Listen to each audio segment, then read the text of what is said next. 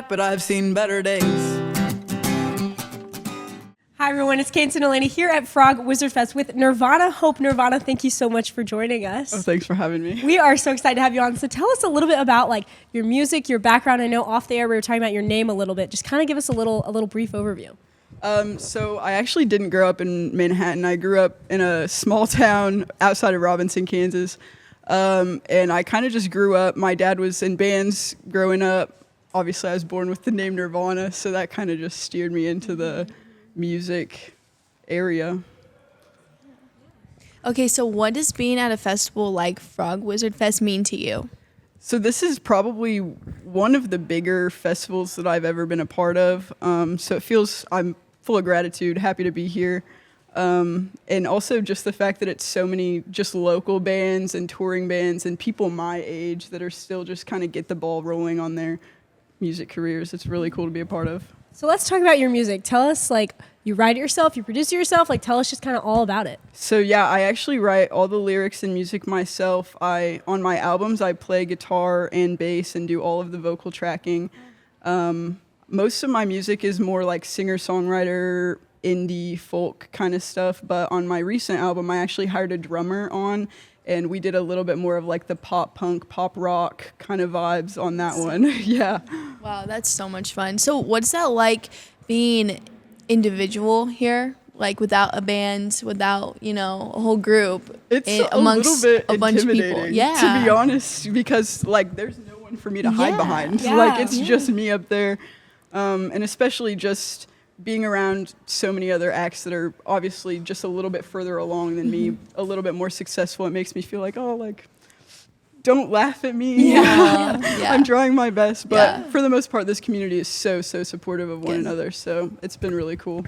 Yeah. Is there like a big lesson or takeaway you've kind of learned from watching those older artists or watching like people who are a little bit further along? Anything you've taken away? Yeah, don't let pressure take the fun out of it is pretty much the biggest takeaway, especially like watching my dad. A lot of times they would get in their heads about it, but at the end of the day you're making music because you want to and because it's fun. Yeah, absolutely. Okay, so do you have any pre-show rituals, anything you like to do? A lot of times I will take the day off from every other thing that I have to do. Every obligation I'll just cancel on the day of a show. That way I can dedicate myself to getting ready for it. I drink ginger turmeric tea with lemon. I usually go for a walk. And I don't eat until afterwards, which a lot of people say is crazy because performing on an empty stomach is hard, but for me, it just works better if I've got that to look forward to. Yeah. That's such a good point. So what happens if you perform like a later show, like 8, 9 p.m.? Yeah. Like what is that? Yeah, I'm usually waiting and then having like 11 p.m. Taco Bell or something like that, Yeah, it's like the best treat. Oh, yeah. It doesn't even matter how the show went because you got your Taco Bell. Yeah, it's awesome. That's so funny. Yeah. Okay, do you have any inspiration that you've had growing up like that is in like the rock industry? Someone you looked up to?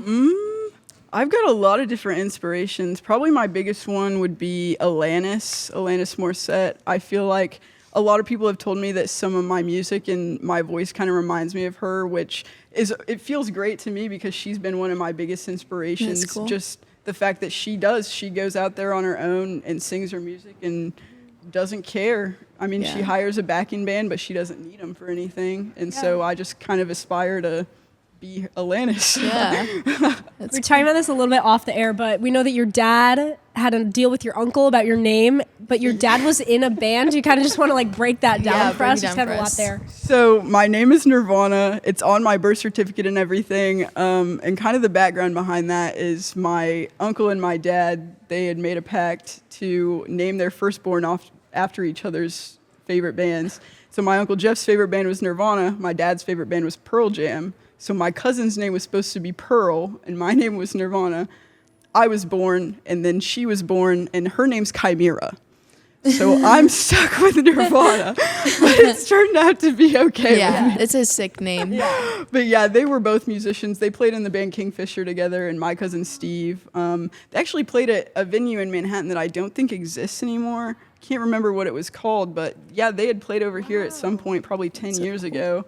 So I just kind of moved out here to try and make it, you know? Yeah. And what does that mean for you? Like, how does your dad feel that you're kind of chasing that dream, kind of just Following his footsteps. Yeah. I think that he's proud.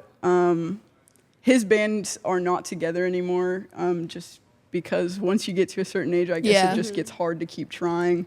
But I think he's proud that I haven't given up yet, and I don't intend to. So, yeah. Dude, that's so awesome. Well, I mean, you seem great. You're doing great. Thank you. You have so much confidence. You're awesome. But so much. good luck tonight in performing and everything. And we're so happy you're here. It was nice talking to you. This is Nirvana Hope.